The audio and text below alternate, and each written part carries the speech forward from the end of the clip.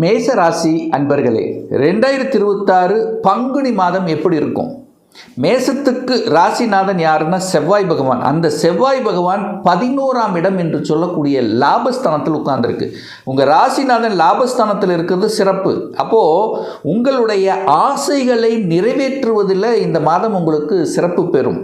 என்ன ஆசை உங்கள் மனசில் இருக்குங்களோ அதை செயல்படுத்துவதில் குறியாக இருக்கக்கூடிய ஒரு காலகட்டம். அதே சமயத்தில் உங்கள் ராசிநாதனோட ராகு இருக்கார். சுறுசுறுப்போடு செயல்படக்கூடிய தன்மை இருக்கும். வெளிநாட்டின் மேலே, அதாவது வெளிநாடு, வெளி மாநிலம், அந்நிய தேசத்துக்கு சென்று வரக்கூடிய அமைப்புகள் அப்படிங்கிறது இந்த காலகட்டம் உண்டு.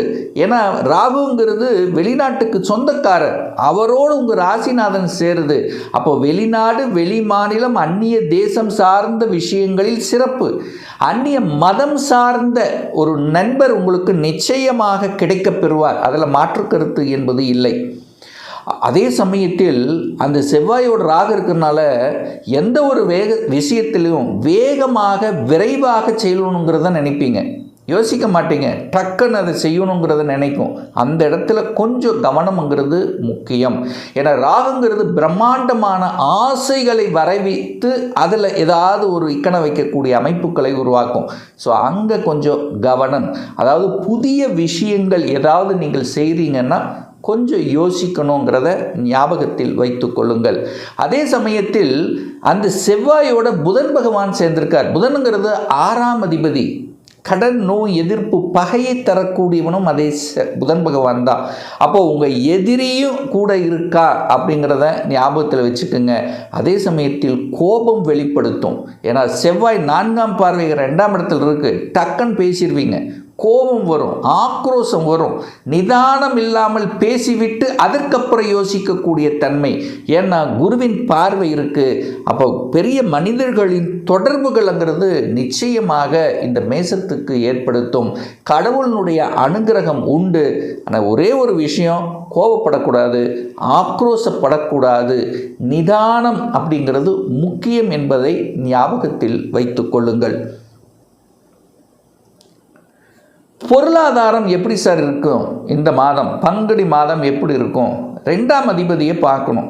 2ஆம் அதிபதி யார்? சுக்கிரன். சுக்கிரன் எந்த நிலையில் இருக்கார்? 12ஆம் இடத்துல உட்கார்ந்துருக்கார். உச்ச பலத்தோடு இருக்கார். அப்போ 2ஆம் அதிபதி வலுப்பெறுகிறது. அப்போ வலிமையாக இருக்காருன்னா பணம் இருக்கிறது. பொருளாதார விஷயத்தில் நற்பலனை தர காத்து கொண்டிருக்கிறது. எந்த மாற்று கருத்து இல்லை. காசும் வரும். அதற்கு தகுந்த மாதிரி செலவுகளும் ஏற்படுத்தும். அந்த செலவுகளை நீங்கள் சுப விரயங்களாக கன்வெர்ட் பண்ணிக்கிறது நல்லது.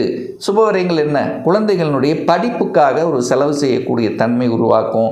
அல்லது குழந்தைகளினுடைய திருமணத்துக்காக செலவு செய்வது, அல்லது ஒரு வீடு, வண்டி, வாகனம் ஏதாவது தனக்கு தன்னுடைய ஆசைகளை பூர்த்தி செய்யக்கூடிய இந்த விஷயத்தில் செலுத்துவது, இதெல்லாம் கண்டிப்பாக நடக்கும்.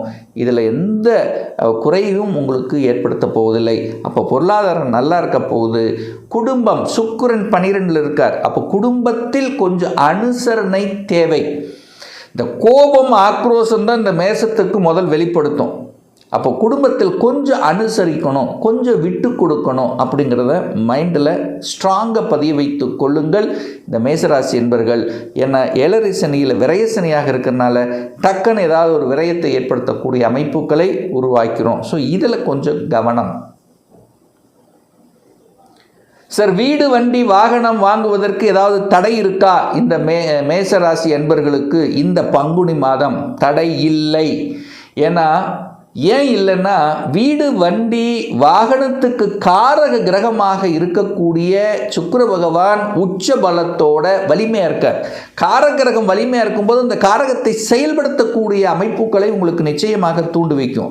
அப்போ வாகனம் வாங்குகலாமா? தாராளமாக வாங்கிக்கலாம். வீடு வாங்கிக்கலாமா? தாராளமாக வீடு வாங்கிக்கலாம். கடன் கிடைக்குமா? ராசிநாதனுடன் புதன் சேர்ந்திருக்கார், கடனும் கிடைக்கும். ஸோ கேட்ட இடத்தில் கடன் கிடைக்குமா? கடன் கிடைக்கும். கடன் மூலமாக வாங்கலாமா? வாங்கிக்கலாம். ஆனால் தன்னுடைய கெப்பாசிட்டிக்கு மேலே கடன் போகக்கூடாதுங்கிறத மட்டும் மைண்டில் வச்சுக்குங்க. ரைட். 5ஆம் அதிபதி பூர்வ புண்ணியஸ்தானத்தின் அதிபதி, பஞ்சமஸ்தானத்தின் அதிபதியாக இருக்கக்கூடிய சூரிய பகவான் 12ல் போய் மறைஞ்சிருக்கார். 5க்குரியவன் 12ல் மறைவது நல்லதான்னா மறைவது நல்லதில்லை. அப்போ குழந்தைகள் மேலே கொஞ்சம் அக்கறை எடுத்துக்கணும். குழந்தை கொஞ்சம் அதாவது உங்கள் பேச்சை கேட்க மாட்டாங்க, ஏதாவது ஒரு இடத்துல கொஞ்சம் இந்த ஆக்ரோஷம் கோபம் வெளிப்படுத்திடும். அப்போது கொஞ்சம் கோபப்படாமல் ஒரு நிதானமாக சொன்னீங்கன்னா கேட்பாங்க. ஸோ அதை கொஞ்சம் நீங்கள் மனதில் வச்சுக்கோங்க. ஏன்னா 5க்குரியவன் போய் 12இல் மறைஞ்சு அது சனி பகவானோட சேர்ந்துருக்கிறதுனால கொஞ்சம் எரிச்சல் ஊட்டக்கூடிய தன்மைகளை ஒரு சிலருக்கு ஏற்படுத்தும். அதே சமயத்தில் 5க்குரியவன் 12இல் இருக்கிறதுனால குலதெய்வத்துக்கு சென்று வருவது ரொம்ப நல்லது.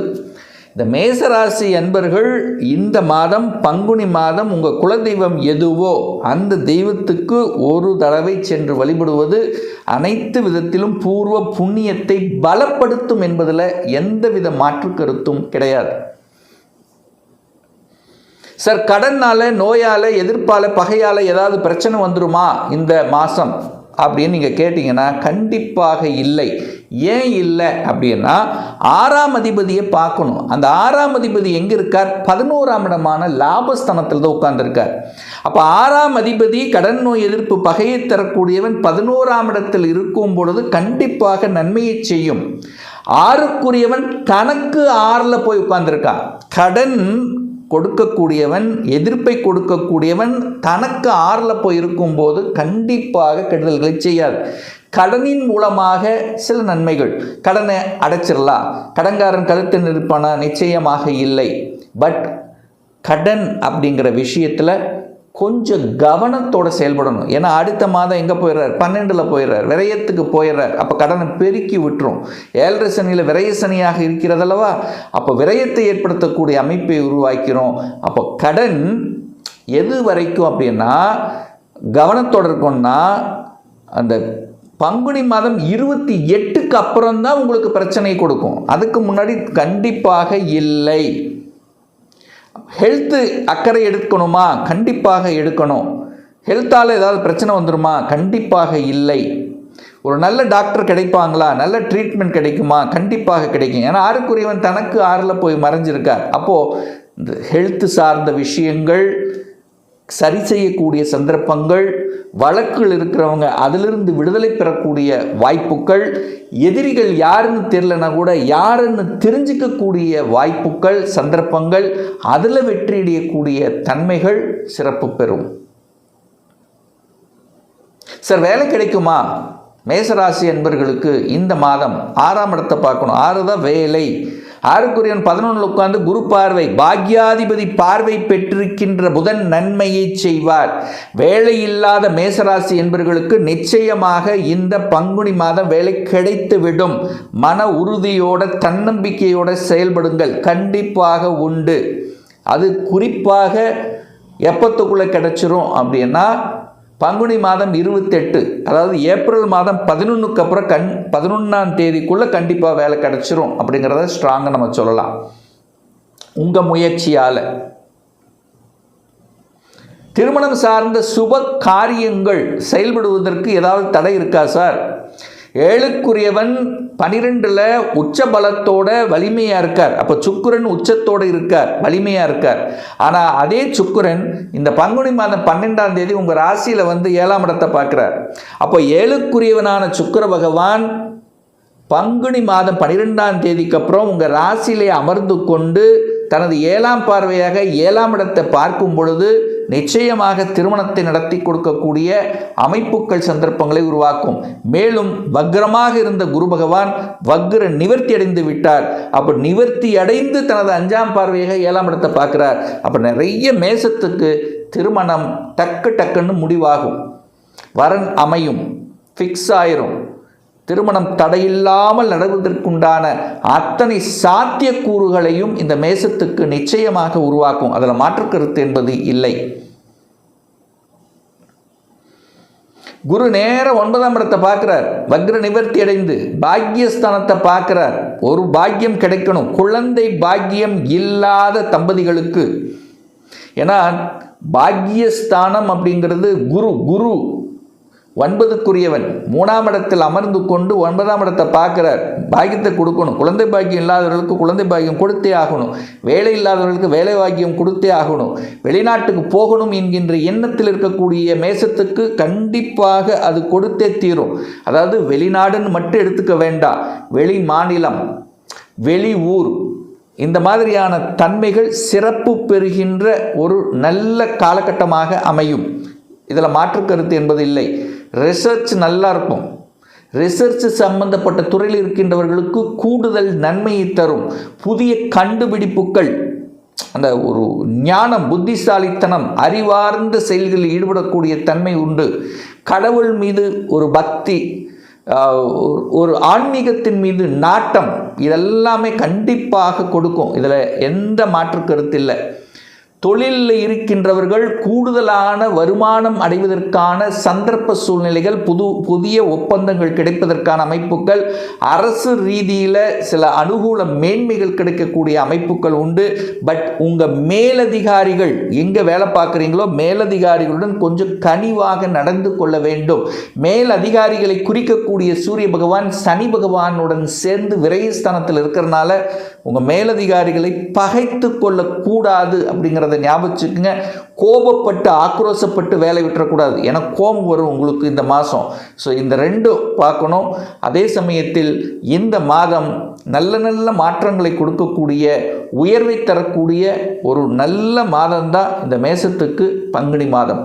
ஒரு துல்லிய பலன் வேணும், ஒரு பர்சனல் கன்சல்டேஷன் எடுத்துக்கணும், ஒரு சுயஜாதகம் பார்க்கணும், உங்களை பற்றி தெரிஞ்சுக்கணும் என்று விருப்பப்படக்கூடிய அன்பர்கள் டிஸ்பிளே தெரியக்கூடிய நம்பருக்கு வாட்ஸ்அப் மூலமாகவோ ஃபோன் கால் மூலமாகவோ அப்பாயின்மெண்ட் பெற்றுக்கொண்டு நேரடியாகவோ ஆன்லைன் மூலமாகவோ கன்சல்டேஷன் எடுத்துக்கலாம்.